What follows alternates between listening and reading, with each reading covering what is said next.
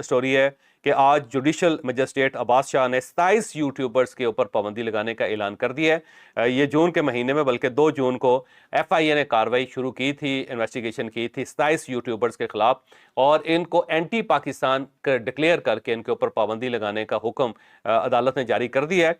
है वो judicial magistrate के पास गए, उन्होंने बोला ये 27 यूट्यूब चैनल हैं, आप लोगों ने लिस्ट देख ली होगी ऑनलाइन, मैं आपको जजमेंट भी दिखा देता हूँ इसमें, इनको जी पाकिस्तान में ब्लॉक कर दिया जाए। जुडिशल मैजिस्ट्रेट ने यूट्यूब को डायरेक्ट किया कि इनको ब्लॉक कर दिया जाए।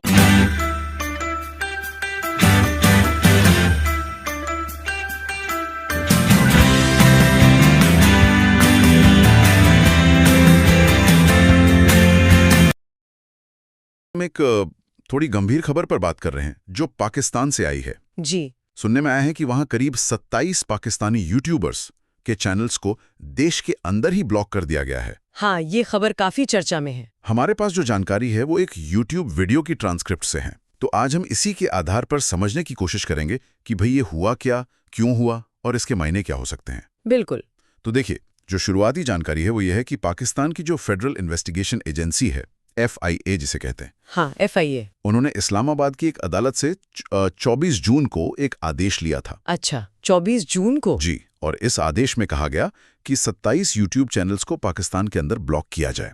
और दिलचस्प बात यह है कि यह आदेश पब्लिक में थोड़ी देर से आया। और ये जो प्रक्रिया थी, इस पर भी कुछ सवाल उठ रहे हैं, जैसे कि ये एक्स पार्टी आदेश था, मतलब जिन यूट्यूबर्स पर असर पड़ा वो या उनके वकील वहां थे ही नहीं। हाँ, यही बात सामने आ रही है कि ये एक तरफा फैसला था एक्स पार्टी, और यूट्यूब ने भी फिर प्रभावित लोगों को नोटिस भेजे, ये कहते हुए कि वो स्थानीय कानूनों का पालन कर रहे हैं। बिल्कुल, कह रहे हैं कि हमें लोकल लॉ फॉलो करना है, और इसको जोड़ा जा रहा है पीका एक्ट से। अच्छा, ये prevention of electronic crimes act. जी, वही, जिसमें हाल ही में कुछ संशोधन हुए थे, और कहा जा रहा है कि उससे FIA को ज्यादा, मतलब एक तरह से ज्यादा ताकत मिल गई है ऑनलाइन कंटेंट पर कार्रवाई करने की।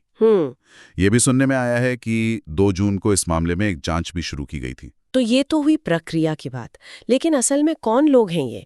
मतलब किन यूट्यूबर्स पर गाज गिरी है, कुछ नाम पता चले हैं? हाँ, उस विश्लेषण में कुछ प्रमुख नाम दिए गए हैं, जैसे हैदर मेहदी हैं, आरजू काजमी हैं, इमरान रियाज खान। इमरान रियाज खान, हाँ, सुना है नाम। नैला पाकिस्तानी रिएक्शन, शुआइब चौधरी, ऐसे कई नाम हैं, और इनमें से कुछ तो पाकिस्तान से बाहर बैठकर ही अपने चैनल चला रहे थे। अच्छा जी, और एक अजीब सी बात भी है इसमें। क्या? कि इनमें से कुछ चैनल जैसे नायला हैं, आरजू काजमी, रियल एंटरटेनमेंट TV, ये पहले भारत में बैन हो चुके थे। अरे हाँ, और ये उनके शायद नए चैनल्स थे जिन्हें अब पाकिस्तान में ही ब्लॉक कर दिया गया। ये तो वाकई अजीब है।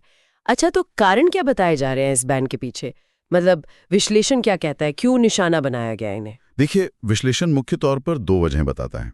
पहली तो वही कि जो असहमति की आवाजें हैं या जो स्वतंत्र पत्रकारिता कर रहे हैं, खासकर वो लोग जो सिस्टम पर, व्यवस्था पर सवाल उठाते हैं, उनको दबाना। अच्छा। और दूसरी वजह शायद आर्थिक है, मतलब इन यूट्यूबर्स की कमाई रोकना, क्योंकि अब ये लोग यूट्यूब से सीधे कमाते हैं, वो पुराना लिफाफा कल्चर वाला हिसाब नहीं रहा। हाँ, समझी। मतलब पहले माना जाता था कि पत्रकारों को पैसे दिए जाते थे समर्थन के लिए। जी बिल्कुल, तो अब ये सीधे कमा रहे हैं, तो शायद उनकी इस आर्थिक स्वतंत्रता पर चोट करना भी एक मकसद हो। जाहिर है इस कदम की आलोचना तो हुई होगी। बहुत। विश्लेषण में यही बताया गया है कि कई लोग इसे बिल्कुल अनुचित कह रहे हैं, एक तरफा कह रहे हैं, अभिव्यक्ति की आजादी पर हमला। बिल्कुल। और ये भी कहा जा रहा है कि ये शायद पाकिस्तान के अपने कानूनों के भी खिलाफ हो, और फिर सवाल ये भी है कि ये कितना कारगर होगा। हाँ, ये भी बात है। जैसे आदिल राजा का उदाहरण दिया गया है, उनका यूट्यूब चैनल बंद हुआ तो वो एक्स पर, टिकटॉक पर, पेट्रियन पर एक्टिव हो गए। मतलब दूसरे प्लेटफॉर्म्स तो हैं ही। हाँ, आज के जमाने में आवाज दबाना इतना आसान नहीं है। एक और बात जो थोड़ी चौंकाने वाली है, वो विरोधाभास वाली। मतलब इन्हीं में से कुछ यूट्यूबर्स की पहले तारीफ भी हुई थी। हाँ, ये बहुत दिलचस्प पॉइंट है जो विश्लेषण में उठाया गया है। बताया गया कि पहले खासकर जब भारत से तनाव वगैरह बढ़ा था जी, तब इन्हीं यूट्यूबर्स और सोशल मीडिया एक्टिविस्ट्स का शुक्रिया अदा किया गया था कि भाई आपने साइबर स्पेस में पाकिस्तान का पक्ष अच्छे से रखा। अच्छा। और अब उन्हीं पर यह कार्रवाई, तो सवाल तो उठते हैं। बिल्कुल। अच्छा, जिस स्रोत से हमने ये जानकारी ली है उसमें जो टिप्पणीकार हैं उनका अपना क्या नजरिया है इस पर, ये भी बता देना चाहिए। हाँ, ये बताना जरूरी है निष्पक्षता के लिए। वो जो टिप्पणीकार हैं वो इस बैन पर संतोष जता रहे हैं। अच्छा जी, और वो भारत सरकार से भी अपील कर रहे हैं कि बाकी जितने पाकिस्तानी चैनल हैं सबको भारत में बैन कर देना चाहिए। अरे, और वजह वो बताते हैं कि कुछ यूट्यूबर्स ने खासकर शाइला खान का नाम लेकर कि उन्होंने पहले भारत के खिलाफ बातें कही थीं, तो ये साफ तौर पर उस टिप्पणीकार का अपना नजरिया है जिसे हम सिर्फ रिपोर्ट कर रहे हैं। समझी?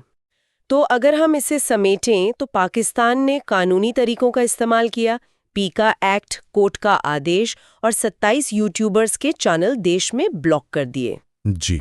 मकसद शायद आवाज दबाना, आर्थिक चोट पहुंचाना लगता है, पर ये कितना प्रभावी होगा ये देखना होगा। बिल्कुल। और ये पूरा मामला ना एक बड़ा सवाल खड़ा करता है क्या? कि जब सरकारें अपने ही कानूनों का इस्तेमाल करके डिजिटल प्लेटफॉर्म्स के जरिए कुछ आवाजों को अपने ही देश में रोकती हैं, और खासकर उन आवाजों को जिनकी कभी तारीफ भी की गई हो, हाँ, तो फिर सोचना पर कंट्रोल और डिजिटल दुनिया का भविष्य मतलब किस तरफ जा रहा है, ये सोचने वाली बात है।